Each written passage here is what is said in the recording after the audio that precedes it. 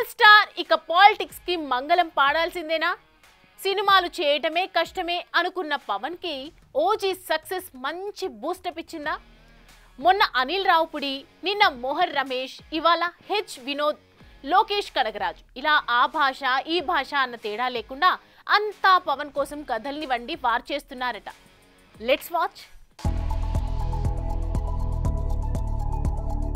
సినిమాలేం చేస్తాడులే అన్న పవన్ చుట్టూ ముచ్చటగా ముగ్గురు దర్శకులు చక్కర్లు కొడుతున్నారట. ఇక ఓజీ సక్సెస్ ఇచ్చిన బూస్టప్ తో పవన్ కూడా మరిన్ని సినిమాలు చేస్తే ఎలా ఉంటుందన్న డైలమాలో పడిపోవడంతో దొరికిందే ఛాన్స్ అంటూ వీరంతా తగ్గ కథల్ని వండి వార్చే పనిలో పడ్డారని టాక్. ఈ క్రమంలో మొన్నటికి మొన్న వకీల్ సాబ్ తో సాటిస్ఫై కాని దిల్ రాజు, అనిల్ రావుపుడి పవన్ ని కలిపితే ఎలా ఉంటుందని ఆలోచన చేస్తున్నాడని, ఇక అనిల్ కూడా చిరు సినిమా తర్వాత ఈ సినిమాపై ఫోకస్ పెట్టనున్నాడని వినిపించింది.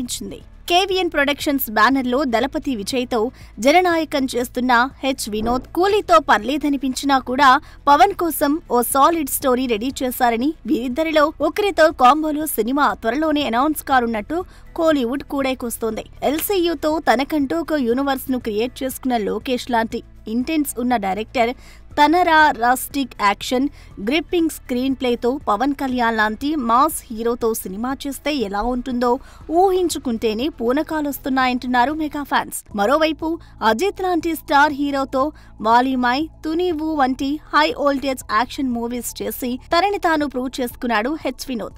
మరి వీరిలో ఎవరు పవన్ తో జోడీ కడతాడో చూడాలి. వీరిద్దరే కాకుండా చిరుతో బోలా శంకర్ అంటూ బోల్తా కొట్టిన మెహర్ రమేష్ కూడా పవన్ సినిమా కోసం చక్కర్లు కొడుతున్నట్టు తెలుస్తోంది. దీంతో వారిలో ఎవరైనా ఓకే, కానీ మెహర్ తో మాత్రం వద్దు గురు అంటూ వేడుకుంటున్నారట పవన్ ఫ్యాన్స్. ఏది ఏమైనా అసలు సినిమాలకి ఫుల్ స్టాప్ పెట్టేస్తాడనుకుంటే ఇప్పుడు ఏకంగా 3-4 సినిమాలకి టార్గెట్ అయిన పవన్ ని చూసి అసలేం ప్లాన్ చేస్తున్నావు గురు అంటూ షాక్ అవుతుందట మూవీ ఇండస్ట్రీ.